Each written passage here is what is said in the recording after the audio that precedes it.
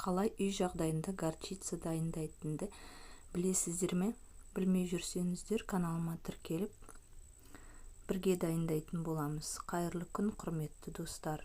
Бізге 50 грамм горчица қажет, және рассол, огурцидың рассолы қажет, қиярдың. Және де уксус керек. Уксус 70% болу керек. Және де қажетті ингредиенттер ол сұйық май, бір ас қасық, сосын тұз, қант. Уксусты бір шай қасық толтырмай құятын боламыз. Және де қиярдың рассолын кішкенеден доливать етіп отырып, араластырып отырамыз. Біздің горчицамыз қаймақ сияқты болғанша. Егер видеом ұнап жатса, лайк басып, достарыңызбен бөлісуді ұмытпаңыздар. Осылай уксусымызды құйып аламыз.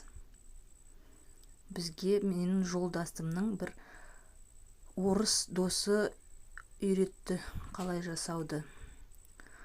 Соны сіздермен бөліскім келіп отыр. Үй жағдайында өте ащы болады. Осылай рассолды құямыз. Сіздер бұрын дайындап көрдіңіздер ме үйде горчица, әлде сатып аласыздар ма? Комментарийға жазып бөлісіп отырыңыздар. Негізі орыстар барлығын жақсы нетеді ғой, біледі ғой. Қалай консервні огурциды жабуды, осы горчицаны. Сол орыс досы айтқан. Бірақ ол басында 2 пачкадан дайындаған 100 граммға. Міне тұз қасықтың басымен саламыз кішкене. Мен ойлайтынмын бұрын, горчицаны қалай жасайды, сумен езе салама деп. Міне қасықтың басымен қант саламыз. Может, істеп көрейін осылай су қосып. Оказывается, су қоспайды екен. Оказывается, осылай рассолмен жасайды екен. Рассолды осылай доливать етіп отырамыз. Араластырып отырып, жақсылап араластыру керек. Ішіндегі қант пен тұзы еру керек. Және де бір шай қасық сұйық май құятын боламыз.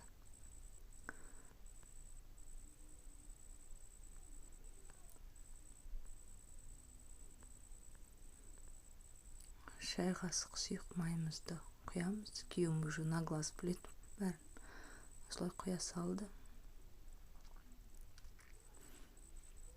Барлығын жақсылап араластырамыз.